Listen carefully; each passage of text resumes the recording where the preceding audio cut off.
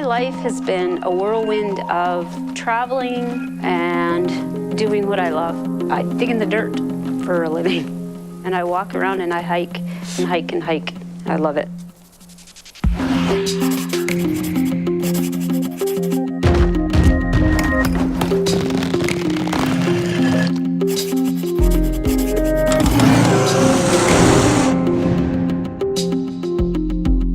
How I find fossils. It's like they got a sign on them and it says, pick me, pick me. No, just kidding. My eyes observe things differently. You know, I'll see something that stands out, and sixth sense, I'll look the right way. You know, it's impossible to describe how I do it. It happens. Wendy is an avocational paleontologist. She's got a very sharp eye for finding fossils. Wendy's got a very good eye because, well, she would claim that because she's short. And I think it's just, it's an intuitive, innate ability to recognize interesting shapes and colors when she's walking around that are different than the rocks that surround them. She grew up in the Warner area, and since the time that she could walk, she was out walking the Badlands, gathering up scraps of fossils and showing them to paleontologists. She was instrumental in finding the Devil's Coulee nesting site. Back in 1987, a young local girl named Wendy Sloboda was hiking through the Milk River Ridge when she came across what she thought was dinosaur eggshell fragment. Now, she had spent some time in the Royal Tyrrell Museum of Paleontology up in Drumheller, so she knew a little bit about what she was looking for. Now, she sent this eggshell fragment up to Dr. Len Hills at the University of Calgary, who confirmed it and sent it to Dr. Philip Curry in the Royal Tyrrell Museum. They then sent a team down to investigate the ridge. The team actually managed to find some of these eggs, and being the first nesting site in all of Canada, it caused quite an uproar, and it was absolutely incredible.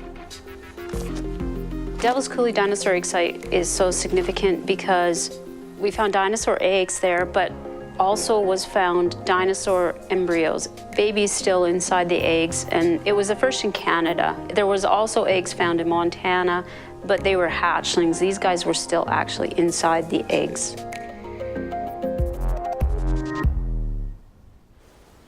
Devil's Coulee Dinosaur and Heritage Museum is located down in Warner, Alberta. It's a fairly small town, but the museum itself is dedicated to the first dinosaur nesting site ever found in Canada. This is one of the dinosaur egg nests that was collected in Devil's Coulee. They actually laid them in pairs.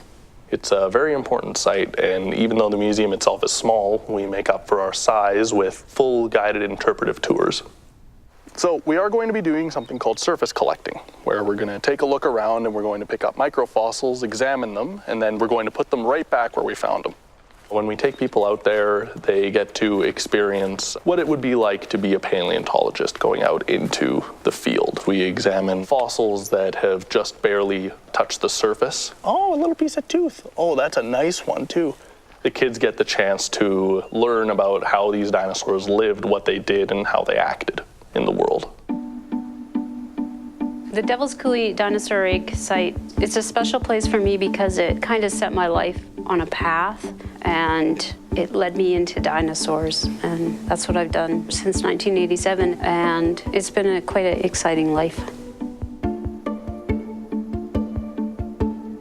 I'm a professional photographer. My biggest thing is I do high-action sports photography, like motorcycle racing. I've shot PBR, I've shot Red Bull events. Basically, the more exciting and dangerous it is, I like to do it. Looking for dinosaurs and photography tie in really well, especially wildlife photography, which I love to do, because I take my camera and go look for dinosaurs and take pictures of birds and deer and elk.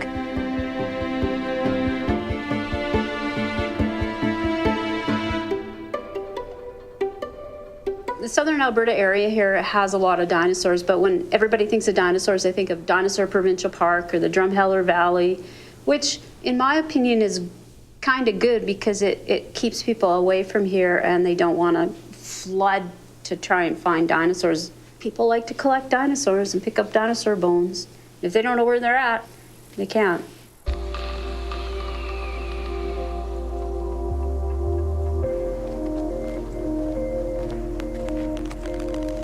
The Southern Alberta Dinosaur Project, SADP. It looks like a pubis of a small hadrosaur.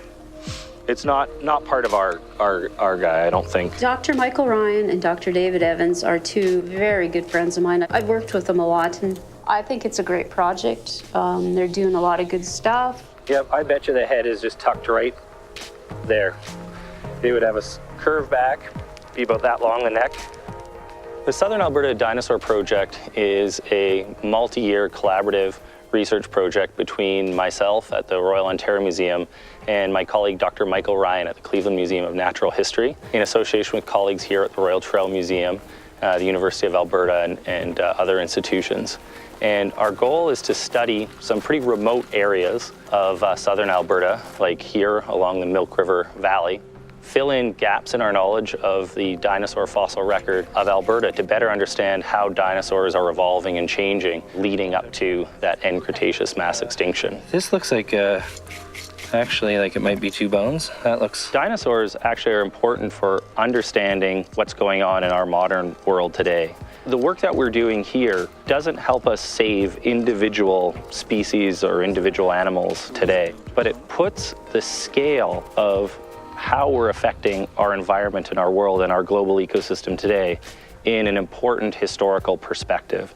And when you look at the rates of extinction that we're experiencing today, they are approaching the rates that we see in these big 5 mass extinction events, including the 166 million years ago that resulted in the collapse that wiped out the big dinosaurs. And so dinosaurs and their world are extremely important for understanding how the world will be affected by mass extinction, in our case, human-caused mass extinction.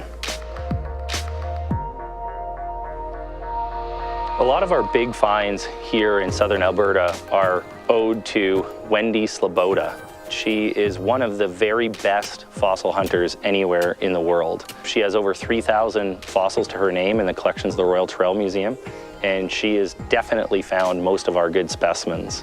We actually joke that we're Wendy's cleanup crew out here, and that's because she runs around and finds great stuff, and then fortunately for us, we have to go and dig up these great specimens. The story of Wendiceratops is like many for Wendy Sloboda. I mean, she found this amazing site, we came and dug it up, and it happened to be a brand new and important species of dinosaur. And so we thought it was about time to name one after her in recognition of her amazing talent and contributions to Alberta paleontology. And so that's where the name Wendiceratops comes from. And I told them if I was going to save this spot on my arm for a tattoo of my dinosaur if they ever named one after me.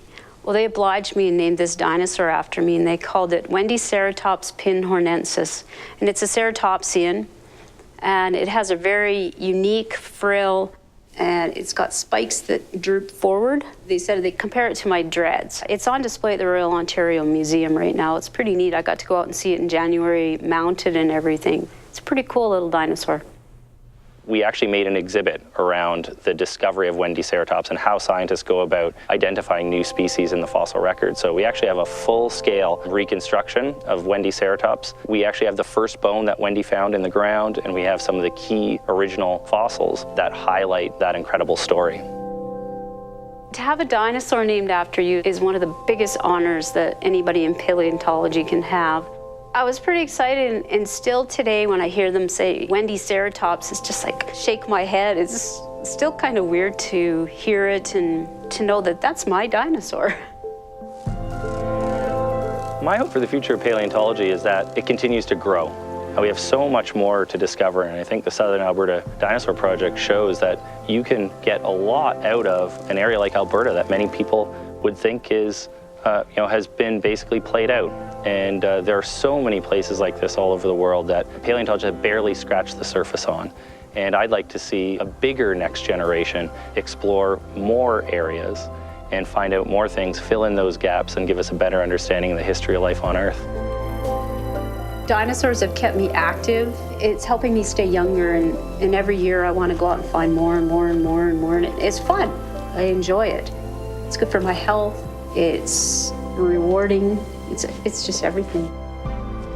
20 years from now, hopefully I'll be looking for dinosaurs still.